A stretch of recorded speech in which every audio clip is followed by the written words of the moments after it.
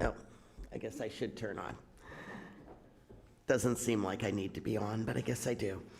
Good evening, everyone. I'd like to call the meeting of the Technical Working Group Subcommittee of February 4th, 2026 to order. Let's begin with a roll call and confirm we have a quorum present to proceed with tonight's agenda. Diane, please proceed with the roll call. Thank you, Chair. City of Brisbane? Here. City of Half Moon Bay? Absent. Town of Hillsborough? Absent. City of Millbrae? Present. Town of Woodside? Absent. Do we have anyone present on Zoom? And we have 2 public members, but no roundtable members on Zoom. Okay. And thank you, Chair, we do not have a quorum at this time. Okay, so that means we can proceed with discussion, but we will not be taking any action on this item. Is that correct? Yes, correct. Okay.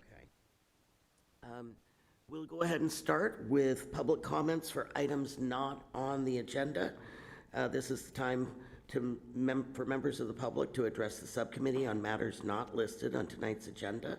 Please remember that each speaker is limited to 2 minutes, and the subcommittee cannot take action on items raised during public comment. Dan, do we have any members of the public who would like to make a comment on a non-agenda item? Yes, we have 1 member in the room. Ms. Schneider, please go ahead. Thank you.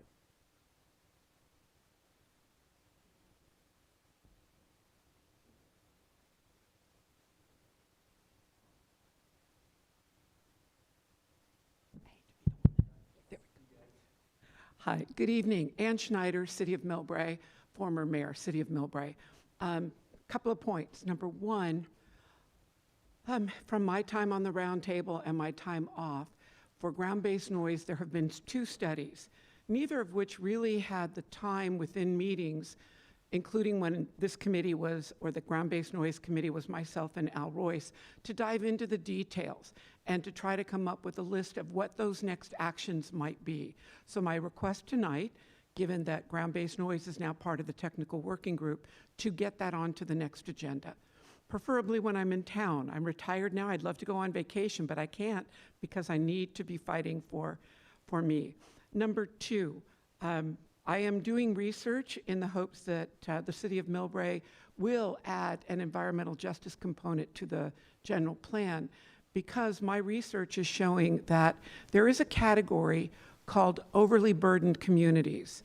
It's a subset of environmental justice, but it's not necessarily racially limited to that. It is a community that seems to have an awful lot of regional infrastructure all in one place, causing pollution and creating economic harm. So you're going to hear me talking about an overburdened community quite a bit. Millbrae most definitely fits that description. In fact, in the Bay Area, I think with the exception of those communities next to oil refineries, we're the second most equally impacted by regional infrastructure. And so again, that's my request there. And there we go. Thank you. Would love to see ground-based noise discussed in general. That's it.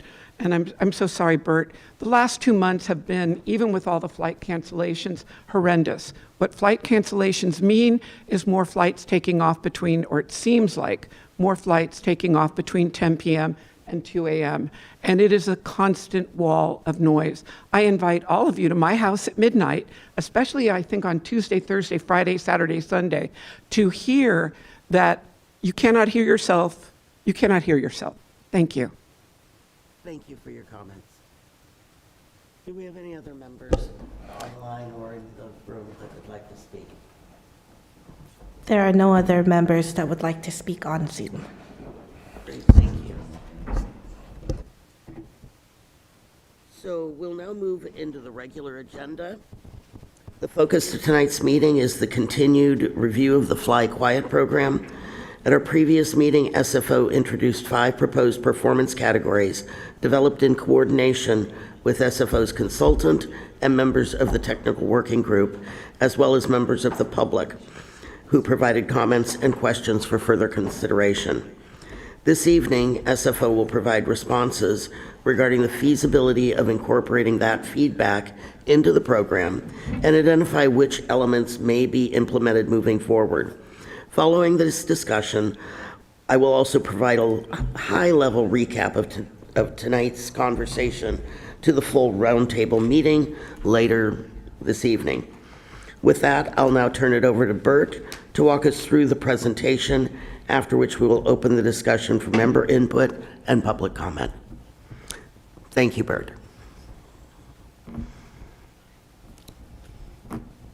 Thank you, ma'am. So, getting things moved over here. What I did is I took all of the questions in the presentation and I dropped them into a PowerPoint to run through and discuss. Oh. Check one. I guess I wasn't close enough. All right, so let's go ahead and get these on the screen.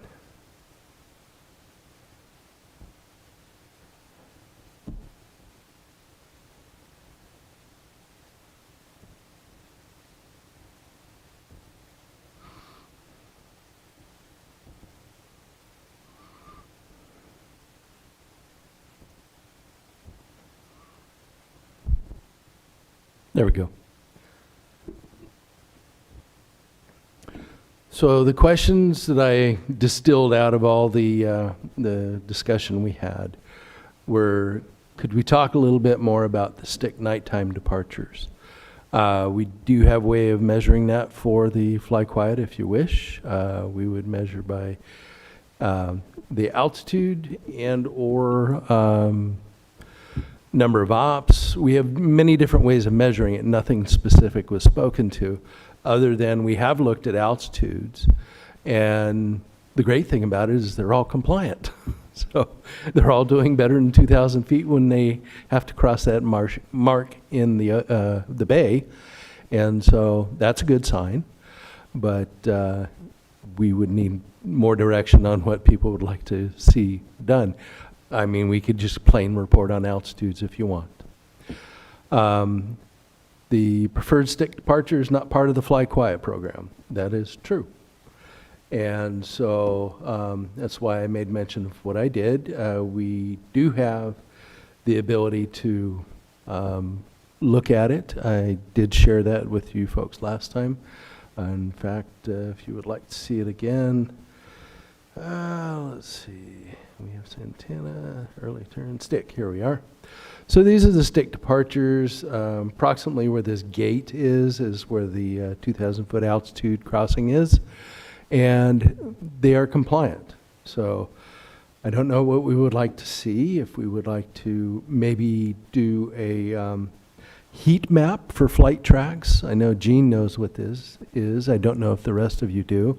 But basically, you color code by altitude. So you can see how well the flights are doing. And then in and of that, you can go find the ones that visually find the ones. We can find it mathematically through spreadsheets and outputs, but find the ones that aren't tracking too well. So that's potential. Do we wish to have discussions as we go on these? Because I have them chunked up. We will revisit stick later, but this is the bulk of it for now. We next move into gap departure ratings. Well, I know that earlier when we had talked about the stick departure, that I personally had brought up early turns and finding out if that's something we could incorporate into the Fly Quiet program as far as which airplanes or aircraft pilots are asking for those early turns rather than waiting to make their big full loop, because I know that's where a lot of extra noise comes around, where they're looping back over quicker to get out of the way or to get on their way. So I don't know if that's something we can look at or if that's going to be addressed later in your program. We can look at it. The thing about it is, most of it is air traffic control giving the pilots vector. And it's amazing how tight they can turn those aircraft, because when they switch over from the SFO tower to Northern California TRACON is about here on the map. You can just see the cursor moving at the edge of the runways here. So by here, when they're over the bay, they're already with Northern California TRACON. And if TRACON has traffic inbound or Oakland traffic coming across, they may clear them for the turn early as a safety thing, just to get them out of the way. So I did look into the software that I mentioned. It's called VoiceBrain. It is an AI software for listening to audio recordings. Our AIOC, Airport Information Operations Center, is using it right now for missed approaches, go-arounds, emergencies, things like that. And so bird strike is another one to use it for. So, and that's only for local frequencies. So the tower, the ground, the ramp towers, things like that. I realized that they cut it down from our complete cadre of channels that we have just to those 5. And I was like, oh, wait a minute, I need more. So I have to see if the contract will allow for that. So like I said, just started exploring it. It definitely has possibilities. Because I know that, and not just related to this fly quiet mitigation, that other departures have that same issue where they're asking for an early turn. And that's something we could actually work with the airlines themselves, and we would be able to get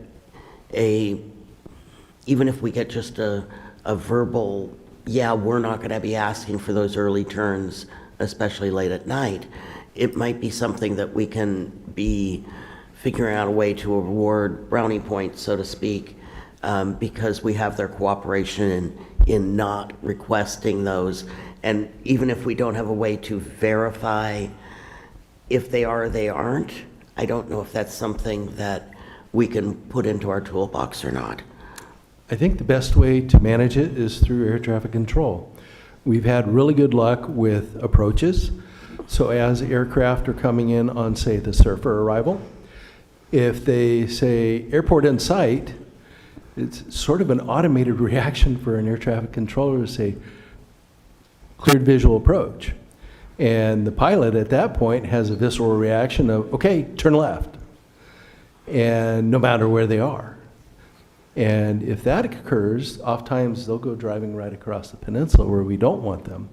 So what we worked on was education through the Northern California TRACON in not issuing cleared visual at that point, not till they were over the bay. Okay. Thank you. Any questions? Yeah, thanks, Chair O'Connell. Quick question regarding these turnarounds that you're talking about. I know you mentioned earlier about the heat maps, and you were saying that there was no way to really, there was no impact on noise over those communities. Is that what you were trying to? No, I'm saying that if you look at the chart for this procedure, it has a 2,000 foot, where that blue line is right here, has a 2,000 foot crossing restriction. So you have to be above 2,000 feet. And so, not saying it doesn't make noise above that, I'm just saying that they're meeting that. So if we were trying to use a stick to say, you're not doing the procedure, we can't, because they're doing the procedure. Get it. So you're saying over 2,000 is what they're being asked to do, which they're in full compliance of based off the data you're seeing? Yes, sir.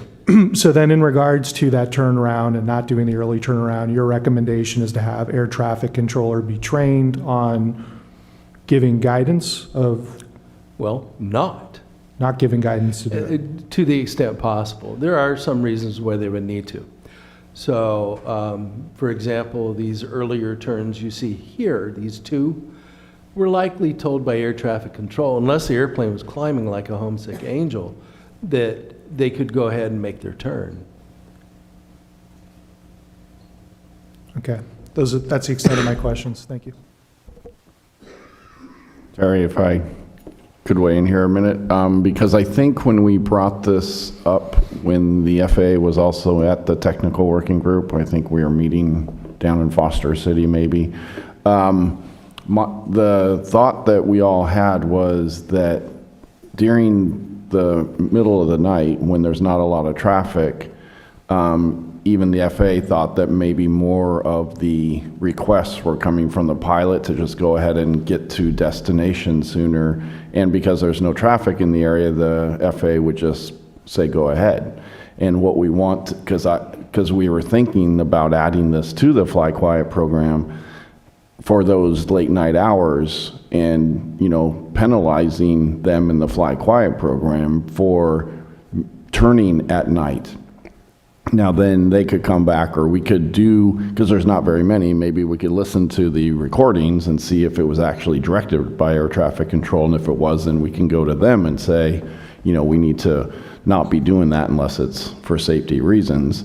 And there are very few safety reasons when there's not much traffic at night for them to do that. So that's the impetus, if I remember correctly, of talking about those turns that turn them down the middle of the peninsula rather than continuing out on the procedure. That is where the conversation that I recalled came from. And we did have some really good input by the FAA when we suggested that. And so although the airline is doing what they're told to do or what they're allowed to do, I'm trying to see of a way that we can increase that carrot for doing better than what they're supposed to do. Okay. We'll have those discussions. I think you can also look at some of the data, you know, at the middle of the night. I don't know what that means, right? Is it 2 to 5 a.m.? You know, whatever, when the traffic is so light, but then you could see, are they still having those occur, and then you could look in to see, is it air traffic or not? 1 to 5 a.m., they're doing the night most likely. We're really pretty good about having them do that. The issues with that seem to be an occasional United that'll go swing the stick. Do the stick? Yeah, we had a problem with United 512, and I went straight to the United flight manager and asked him, hey, can you sit on these guys? And he did. So we're getting good, because at the time when we did bring this up at the technical working group, we were still working through the kinks of the, you know, the nighttime departure going out over Golden Gate, right? So this would be on a rare instance, then you're saying already during those hours. So there may not be much improvement that can be had because they're already going out over the Golden Gate. Or 050 heading, yes. Okay.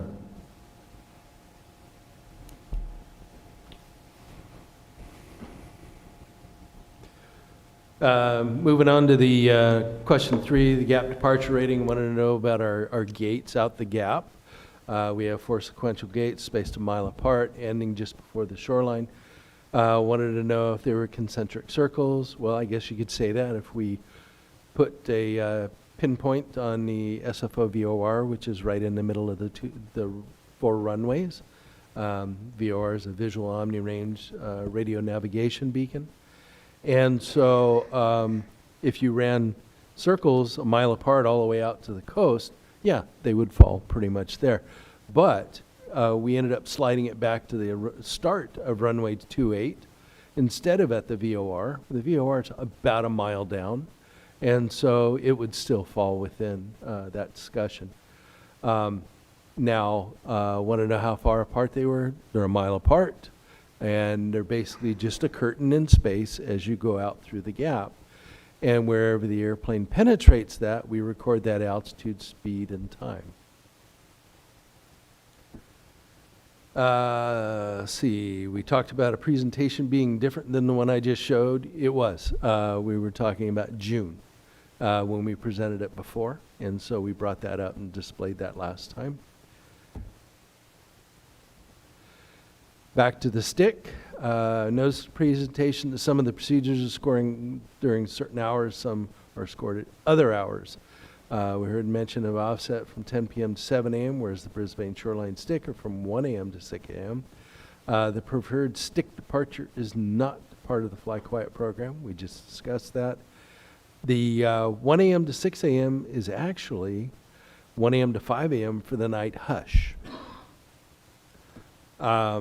We do have different hours. The 10 p.m. to 7 a.m. is the standard nighttime noise hours. We do ask that preferential runway use be started at that time, as well as use of the night versus certain procedures such as the truck-in, which goes direct overhead the city of Oakland and the Oakland Hills.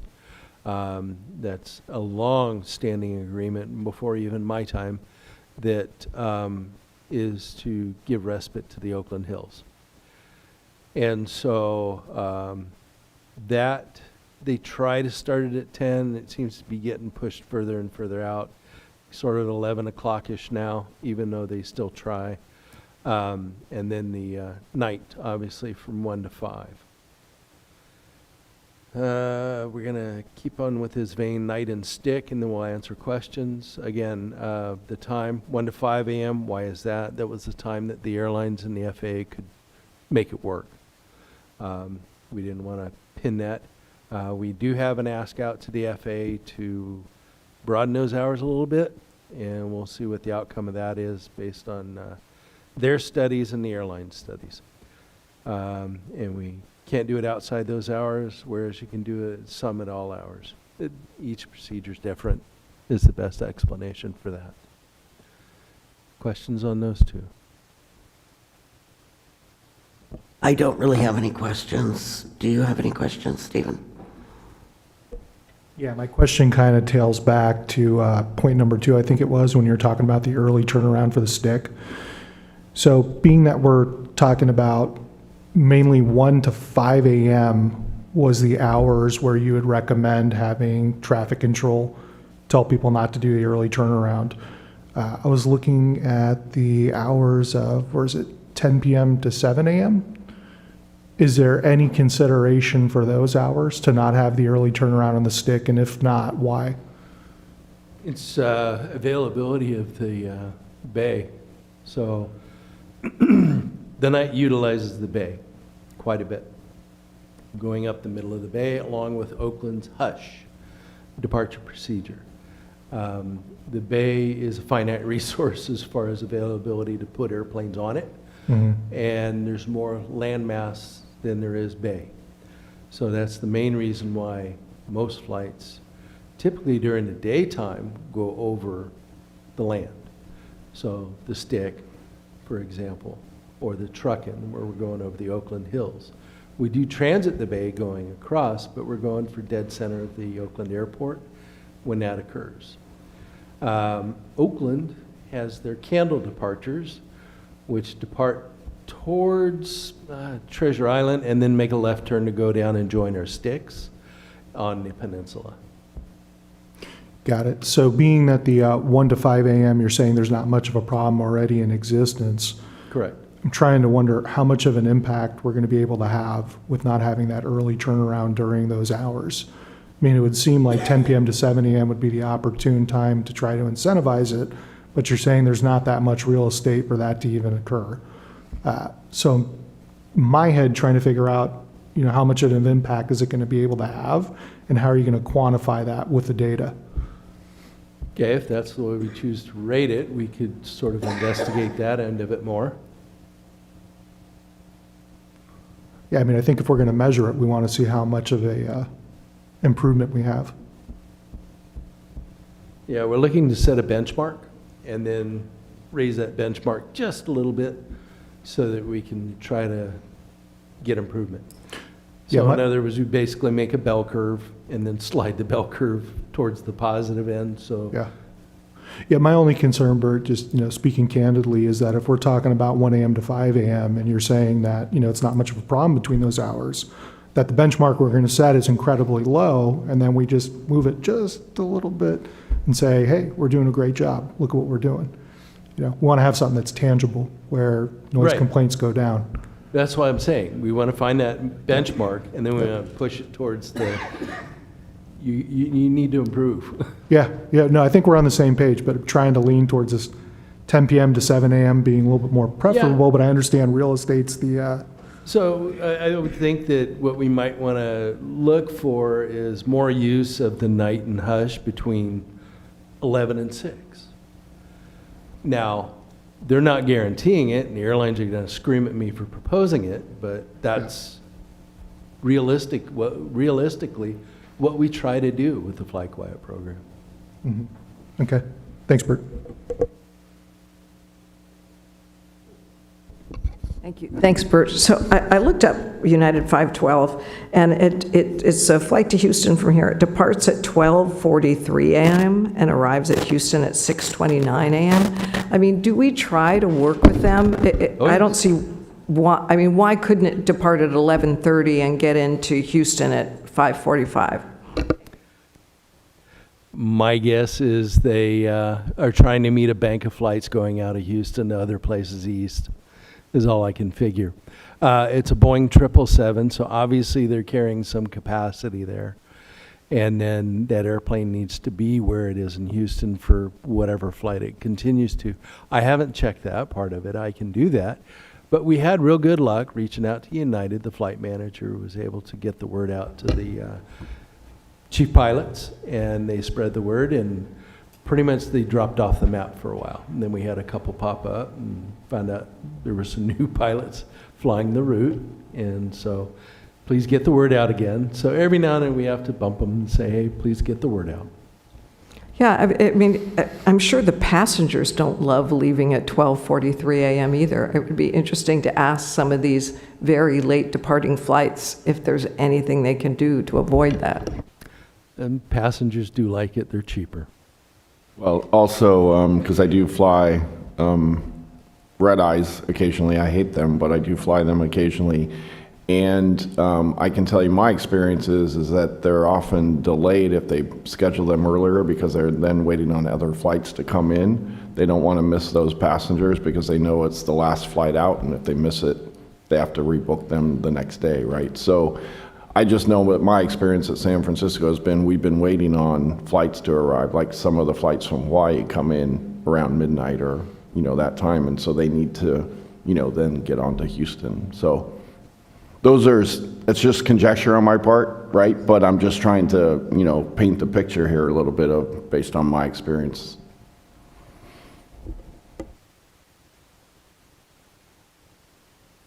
Please continue. Yes, ma'am. All right, so Santana, we talked about that one before. What are the hours for the Santana? I mentioned that last time. 24/7. We'd like to see that done with flights that are given typically a truck-in where they will go west on, say, a 2828 day when we're running into the west winds or something like that.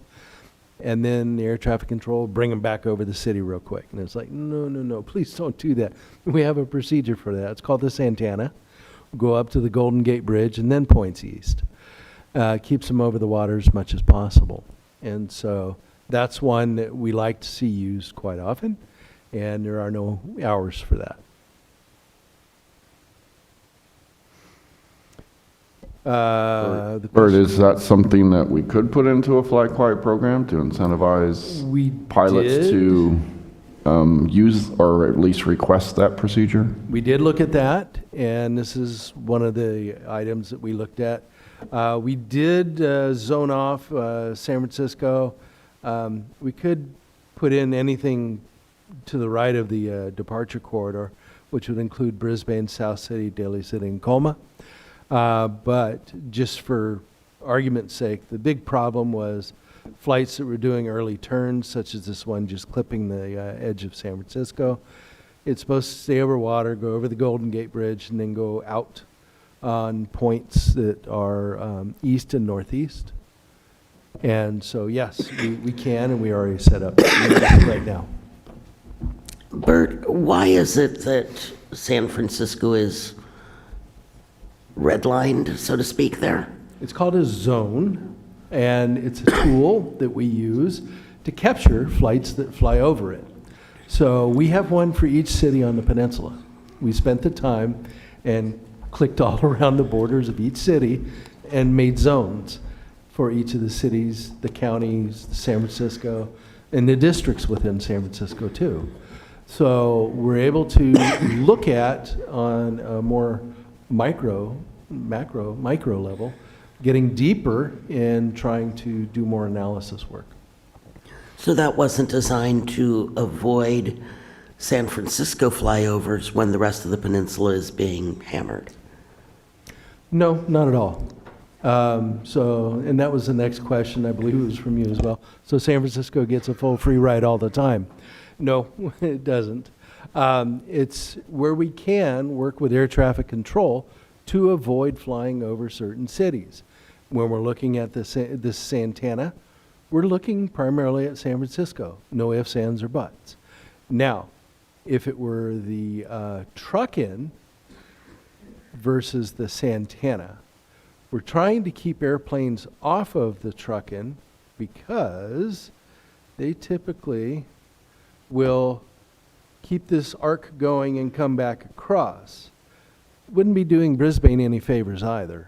I mean, better than if they did a stick, but you know, they're coming back over at a lower altitude than we'd like to see. So we would like to not see truck-in departures given the right turn and crossing the peninsula earlier. We want to see them go all the way out and do the Santana as charted. Can I just pop in with a question? So, Bert, just curious, are all of the pilots and airlines made aware of the preferences by community groups like the Roundtable? So I'm just curious if there's a way that we can have like a education points for the airlines who really make an effort to either through their operating procedures or through trainings let the pilots know some of these issues that we have. Because I think when we have pilots who are requesting shortcuts, maybe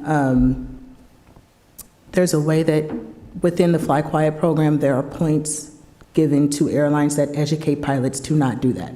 And that's kind of the, you know, that's something we can measure. The airlines can say, we did, you know, 3 trainings and we included this in the trainings, and that can kind of be the start of the benchmark. And then from there, we can measure which airlines are actively, you know, having some change. Generally, no. We have approached this from many different angles. And as far as going to an airline and asking them to do, avoid the yellow areas on the map, here's the map. It can work for general aviation and business pilots, but typically not airlines, only because that information only goes so far. The airlines won't send it to all of their pilots because they already get a ton of information in their email boxes and through trainings. We ask to have them share with us, us to give them videos to share with their pilots. They've told us before that they don't have time to work that into their training regimen because what they're training for is safety. And it's like, okay, I follow you. But we would appreciate if we could give them the yellow map with marked areas, maybe put it up in the pilot's lounge or someplace where they view it. We've had okay luck with that. And we've been able to go into the pilot's lounge and do presentations and share with the pilots as they come by. Some of them receptive, some of them not.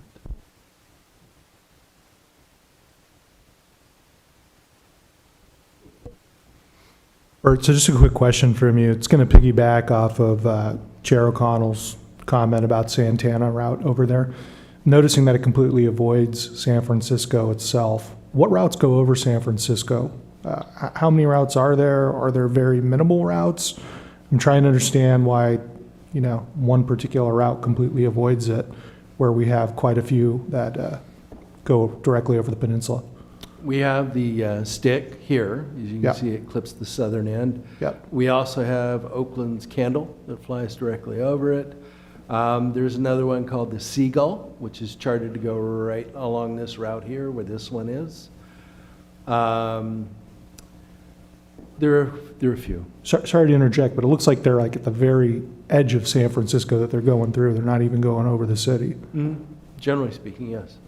And don't you think that's kind of a little bit, I mean, most of that traffic's coming over the peninsula. I know SFO's its own island and it's owned by San Francisco. I've heard that a lot Yes. lately.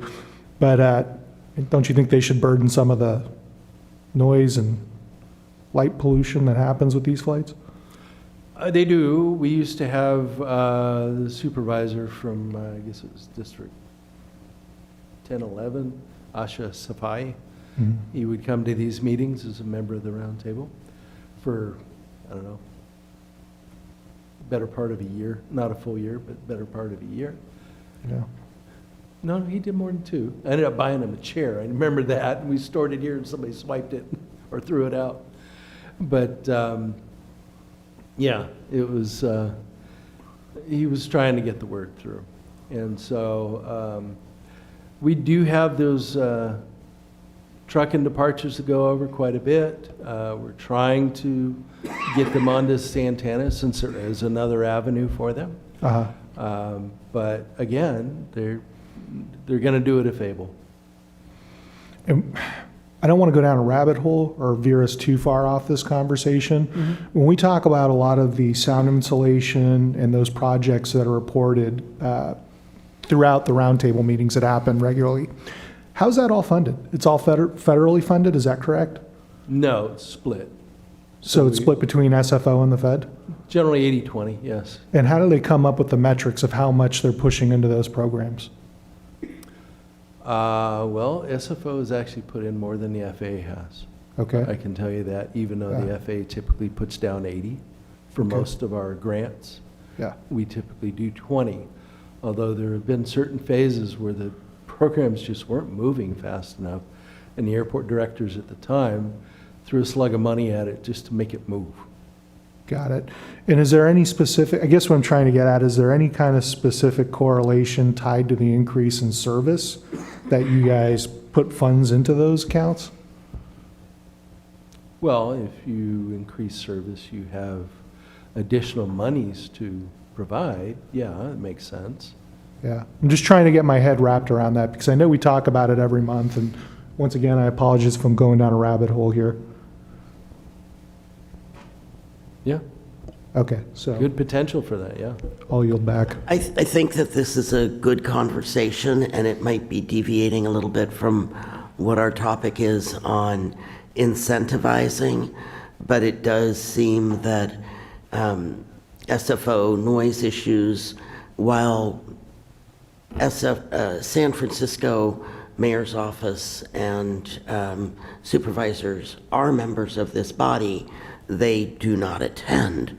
And that gives me thought that to them, noise is not a problem to many of their communities, although we did have some members of the public that came from the Hunters Point area and those areas that were complaining, and some of the Alamany, Geneva areas that may not have as much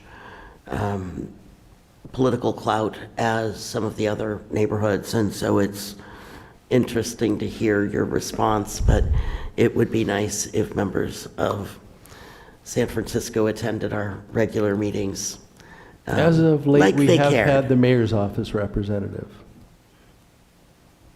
Have they been coming? Yes, correct, they have. That's Ben White, correct, Bert? Correct. Yeah. Yes. So Ben White's been here for at least the last 3-4 meetings. I will say this too, just to Ben's credit, he's pretty responsive if you reach out to him, so. Good. Okay, I think we should go ahead. If no one else has questions, we keep going with. Okay, again with the stick, on the stick penetrations, going back to those flights, you said there's a possibility to put the gate height a little higher. And that was on the new gap departures, this one here. So they were talking about making sure two things. One is there a possibility to put the gate altitudes higher? We could. It's going to really push the airlines, because I can tell you right now they're really on the bell curve. And the other one is early turns, which is turning left before 6 miles from the middle of the airport, which is right here at the just on the other side of Highway 35, Highway 1. But we have found most of those are business aircraft. And the FAA typically will move them to get them out of the way of the airlines departing. So we've asked that they do it as much as possible with all of them to keep them over the homes that have been mitigated. And so that is where we are going with that one, looking at the gap vectoring and the gap altitudes. So normally the gap departures, typically we see those as the heavier aircraft Typically, yeah. that are heading towards Asia, but they're using the gap more for other flights and for business flights. We definitely in the evenings have been having Copa and another South American airline use it.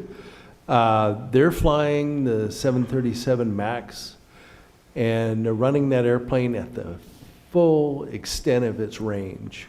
So they want every bit of runway they can get. I'm trying to convince them to use runway 050, heading 050 departure, which will save them a few air miles. And if they want to do that, they can make that right turn, stay over the water, go through the bottom of the bay, and not be waking people up in the gap. Okay. Okay. General question. Wanted to see our scoring system try to get the planes a little higher. Like to see if we would give points for not requesting the vector. I think that was what you were alluding to earlier, Madam Chair. And so we can see who's really asking for it, when they're asking for it, every time. That's going to show a willingness to work on noise issues by not asking for early turn.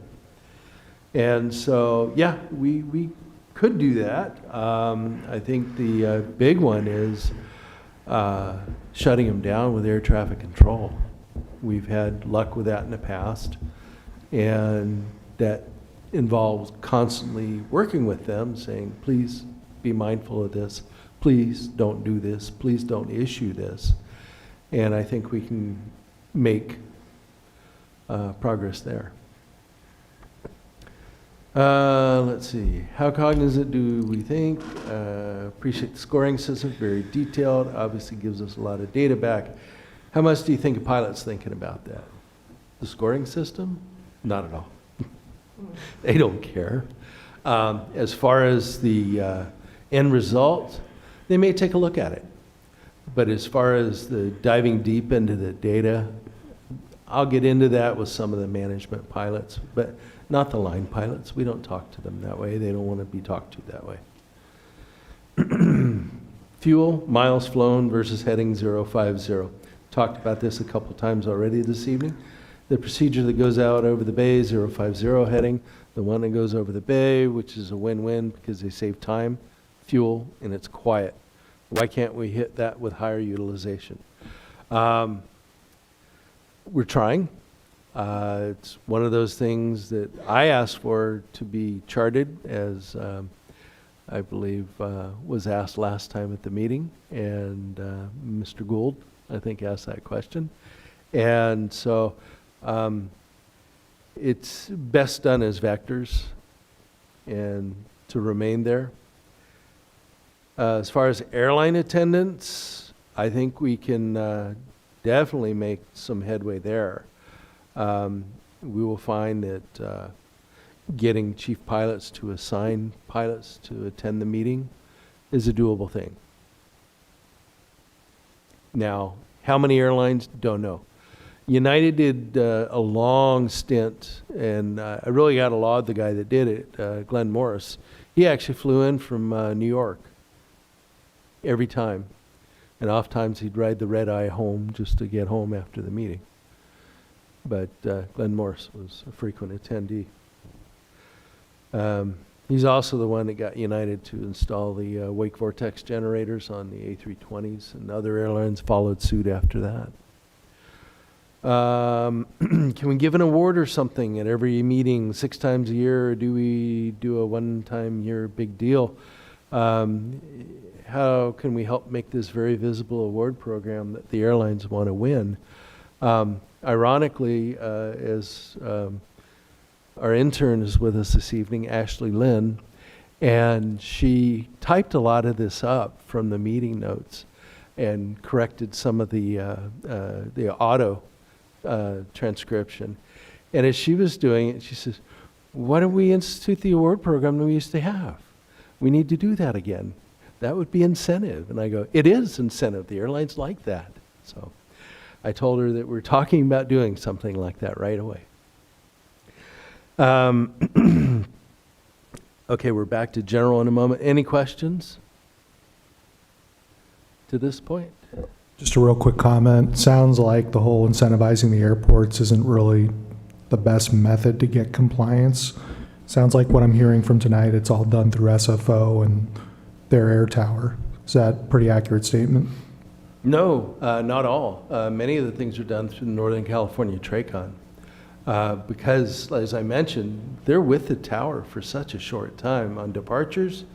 Almost as soon as they're airborne, you'll hear contact bay departure or contact TRACON and give them the frequency. You know that those pilots haven't been with that tower controller very long, other than to race down that piece of asphalt. So TRACON's the one that they're going to be in touch with for... We're going to try to be, but the thing about it is the FAA took our ability to direct contact them, so we have to work through the western region in Washington State. My only thought is how many of these pilots regularly fly these routes? And then standardizing this. Depends on the airline. If it's United, quite frequently. The outliers and the other ones, like Southwest, they may hit SFO once or twice a month, depending on how often and what their route structure is. And then there are other airlines that they're back and forth all day long. So they'll find themselves going from Burbank to San Francisco to LAX, San Francisco, and then back down to San Diego. So could be quite frequently. Got it. Thanks, Bert. So happy to do the awards program. In fact, showed Ashley that we had 2 on my desk that we didn't get out before COVID, and I'd like to make contact with the airlines and get them to them so that they can have them. We'll provide pictures when that happens. So the 5 procedures that I was presenting last meeting, have they already been put into place, or ideas and concepts that we're considering? These are all ideas and concepts that we're working through. We've got them at least to the point where they're pretty well baked. We might be able to refine them some more, come up with a bit more tailoring on them. If you would like, I could put my head together with Gene. We could find some more space there and we can go that way. Or we can take your suggestions and see if we can incorporate those too. Do we have some ideas on how we could work with the tower, recognize their work? Yeah, we definitely could. The Fly Quiet program in the past was awarded to, I want to say it was TRACON. It was awarded to air traffic control. I don't know if it was SFO Tower or TRACON or collectively both. But the chairman's award, the chair selected the FAA, even though it was intended for airlines. So broke with tradition there.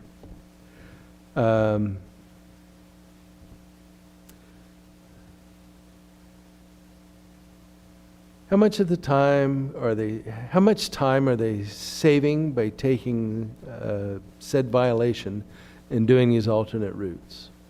Well, and this is airline use of preferential runways, time, whatever. instead of doing a night, they do a stick, something like that. How much time would they save? Well, I can tell you if they took a 050 down the bay versus a stick, they would probably save about 6 minutes. 4 to 6 minutes. Based on them swinging a wide stick and using more of the peninsula. But if they just did the right turn, went down, they'd be on the way already. So they could save some time. Collectively, it could add up. And then depending on the other procedures, using our preferentials, they can save time. Now, the only time that does affect them poorly is if the pilot taxis out, they ask the tower if they can do a preferential runway use departure, runway 10, at say, I don't know, 10 o'clock, 11 o'clock, when the big departure bank is going out. And air traffic control says, we'll have to slot you in. It could be a 45-minute wait. So on something like that, they would take a penalty. It could be as long as 45 minutes. Not many airline pilots are going to want to take that, especially sitting out there running the engines, wasting fuel. So they'll say, okay, what runway are you advertising? And they'll go to that one.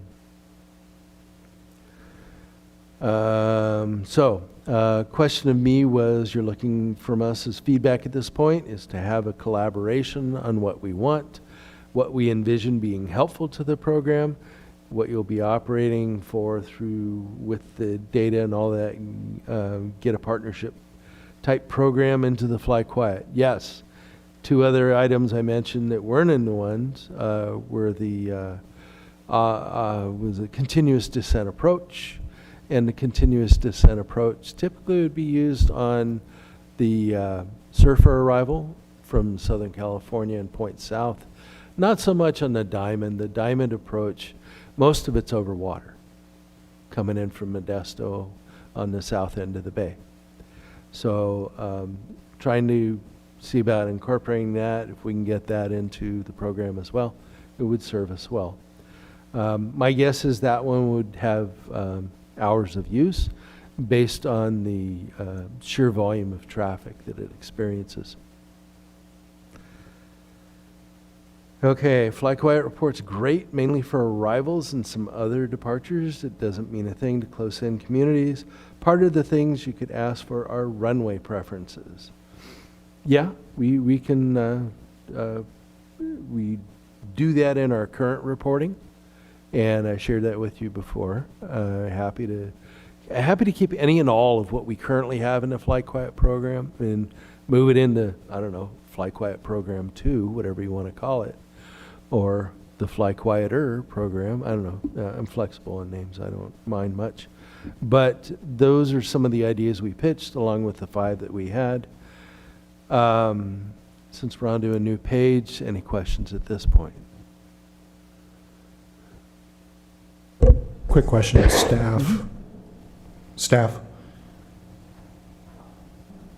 is there any way we can get a copy of all these questions for our records? So that way we can kind of keep track of what's been discussed for this meeting? I will email them tonight. Fantastic. Thank you. Appreciate it. How many questions are there in total, Bert? We stop at 23, and we're currently on 20. So 3 more. During go-arounds and reverse flow, it's as if the airport ignores these go-arounds. The frequency of reverse flow, it's used to be bad weather. Now it's being used more often. There's no information that comes to this roundtable about them. None of this data shows in that. Why are they happening? Do they have to happen? So one of the things that I had taken away on that question was to look more into missed approaches, go-arounds, things like that. Oftentimes, those are given it would be an aircraft on approach. The aircraft ahead of it didn't clear the runway fast enough. There's traffic on the runway. There's whatever, debris, any number of things. And so that pilot will then either choose to or be given the command to go missed, go around, or, given an altitude somewhere between 3,000 and 5,000 feet, typically 4. But it depends on what's going on with the other traffic in the area, which is why that varies. And at that point, they will get given vectors to come back around and try it again. We can see that when we pull the data tracks. You see the racetrack pattern around the airport. And so that's one of the things that we would like to get rid of. I know our Airport Information Operations Center is monitoring that, and we give those counts as well. One thing we could do is incorporate missed approaches, go-arounds into our fly quiet reporting. As far as the reporting why, we wouldn't be able to report on all of them, but we'd be able to report that we are having them and what we're doing about them, and that would be working with the FAA. Since most of that is a safety reason, we're not going to be sticking our head too far into it, but we will be reporting on it and sharing it out, if you would like to have that. And do they have to happen? Yes, typically it's for safety. Adding 3 categories was an offering. One, a gate over East Palo Alto and Menlo Park to understand carrier differences in altitudes for 3 SFO arrival routes. We could do that. Second, bodega gates to understand, to detect the differences between airlines or time of day and night. We could do a gate at bodega. We already have one, actually. And the third would be night hush tracking, which we're already doing. Adding categories for ground-based noise, such as engine run-ups. 2, separating the daytime from nighttime periods. Doable. Considering the continuous descent all the way to the ILS for arrivals. That was the one I just mentioned 2 questions ago. And 4, distinguishing ATC decisions and pilot requests in order to determine next steps for seeking improvement. I don't know if maybe seeing if we can get some time with controllers to talk to them, give them this question ahead of time, and allow them to distill it, talk about it, or even just write responses to us. That way we would get an idea of where we want to head with this. AI seems like a natural place to, it's labor intensive. There's no way you could listen to all that, process it, but it doesn't have to be validated. Or can you just use it for a purpose like this? The voice brain was the one I was thinking about. Our AIOC is having good luck with missed approaches, go-arounds, things like that. And so we'd like to, I think that's Anthony trying to get in. Go to the other door. Sorry about that. I can, and I recognize the silhouette too. So, the voice brain is definitely a way to go for that one, I think. But I need to find out more about what we can and cannot use on that voice brain per the contract that AIOC has, or if we need to get one of our own. And that concludes the questions.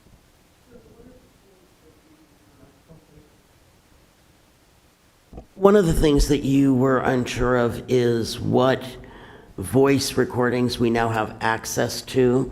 Is that because of the change in leadership at the Air Traffic Control TRACON?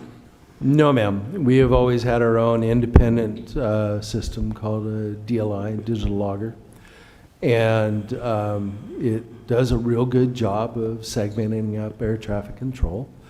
And we're actually able to listen by frequency, by time, by date. Okay, I just thought you said you weren't sure if you had access to when people were making requests. Well, the thing about it is, the voice brain software, the speech to text that they're using right now and speech recognition has 5 frequencies, none of which are Northern California TRACON. We're talking tower, SFO ground, the ramp tower A, the ramp tower B, and clearance delivery, I believe it is. So you can't just listen in on TRACON? I can. Oh, okay. If I put on a pair of headphones and jump on. But the AI can't? They had that initially in the photo that they had sent me, all my frequencies were listed. So I go, oh, this is gonna be a cakewalk. When I actually got my login, went into it, I found there are only 5 frequencies they have that they're storing. Why, I don't know. I'm assuming that's their most relevant ones to them. Okay.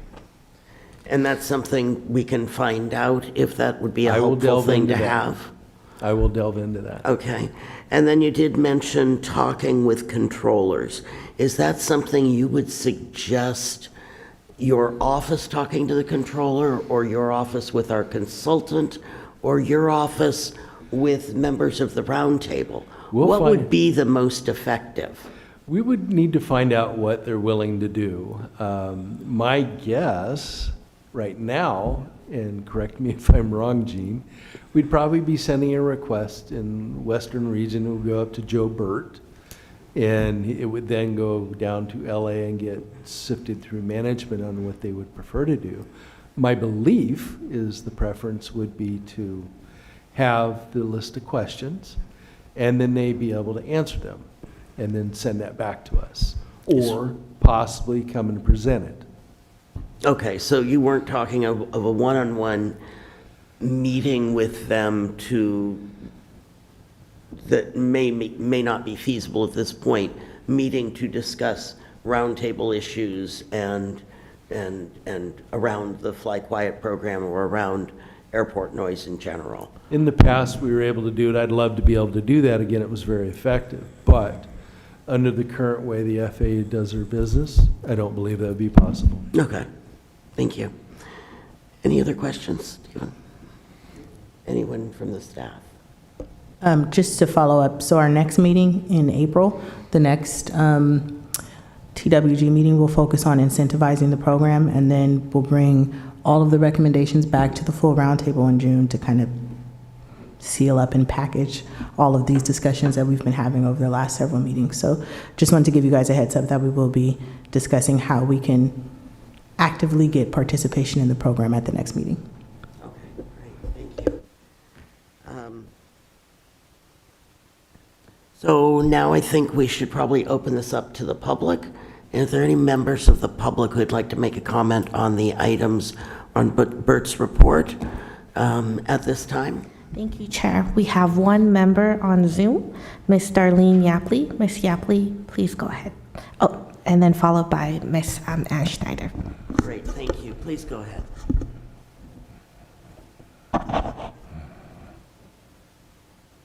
Thank you. Thank you, Bert, for listing the various questions. That was very helpful, and we appreciate the acknowledgement. Listening to everybody, it seems like there's 2 or 3 major chunks of things. The first one that I'm hearing is setting the goals and the strategy. And so one of those could be this sense of balanced representation between arrivals and departures and close to the airport and away from the airport.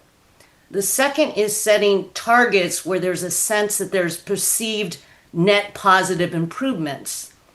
The third is that there could be different criteria for the different categories because, one you care about nighttime flights, another you might care about altitude. So it seems like one thing to think about is what is the target outcome and goals or principles that the TWG can center around, because then you can kind of see whether you're achieving that. The second thing is, the great news, we have a lot of experience with ATC and we have Bert and Jean. There is a lot of knowledge about what might be done and what kind of can't be done.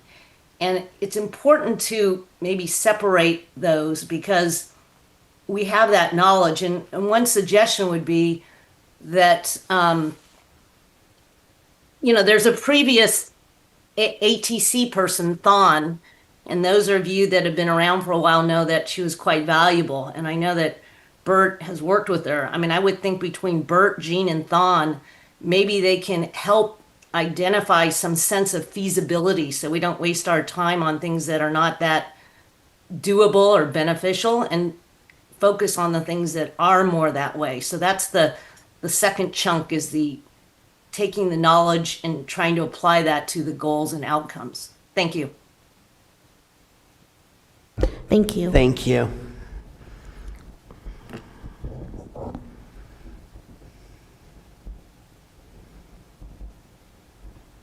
Hi, Ann Schneider, Millbrae. We all know that the FAA uses averaging to the point that data is lost. When you use a 24-hour, 365 average, you've pretty much lost it.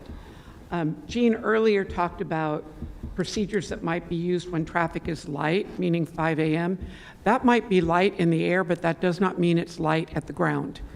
Actually, 5 o'clock departures, they wake me up. They're not as bad as the 7 a.m.s. But between 11 p.m. and 7 a.m., there are a heck of a lot, I would say hell of a lot, of departures that impact sleep, real people's sleep, all over Millbrae in multiple neighborhoods. The Fly Quiet report reflects none of that. And I think Chair O'Connell mentioned one way to look at that, but this again comes back to having ground-based noise on the technical working group in a way that you can sit around the table with public members and talk about metrics that could count for ground-based noise. Right now, after 10 years, there are no metrics for ground-based noise. There's no metrics for how long an airplane is sitting on the taxiway. Right now, there's a couple of airplanes that I swear to gosh are running those engines for 20 to 30 minutes before they're taking off. It's extremely high-pitched. It tears through the house. It wakes everybody up on that. There's no metrics for that. Why aren't there metrics for that? Why isn't the amount of time they spend on the taxiway? Why isn't the amount of time they spend at the runway?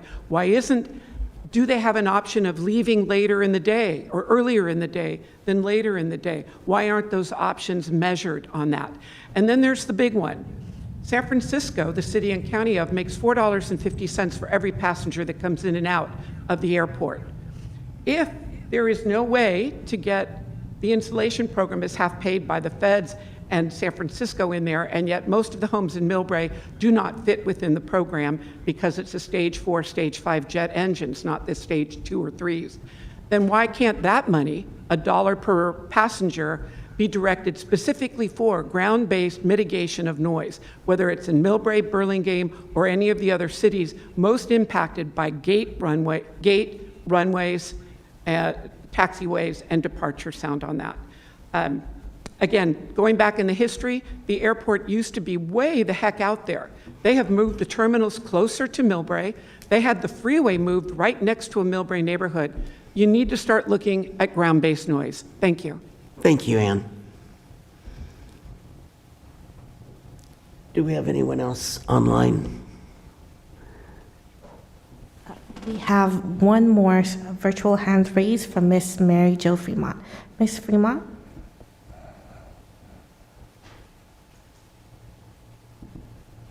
Thank you. So, as Darlene just said earlier, I think we may be missing tonight in this discussion a little bit of structure, because I was expecting today, or per the agenda, that we're going to talk about categories and even scoring. And the categories are just another way to say, what is it that you want to achieve? You know, I thought the goal was to revise the current flight program, to strengthen it, to drive, to noise reduction. And the questions, yes, are good, and you need to get into the weeds, but I think you need to step back a little bit and think about, that balanced representation and what's really feasible and what would be the factors, the thing that really do matter and that could really make airlines or ATC change their behaviors. And I think so I would really encourage to not just be driving on one example only. on particular procedure, et cetera, you have to look at the total system. And again, half of the operations are arrivals, and they also occur 24 hours a day. So I would encourage the committee, the TWG, to really step back a little bit and have these detailed discussions maybe offline, but that's my input. Thank you. Thank you. There are no other virtual hands raised. Okay. Anything from the members? No updates here. Okay. Well, if there is no further business, thank you again for everyone who joined us tonight, and special thanks to our staff and technical team for all the work behind the effort. We are adjourned. Thank you.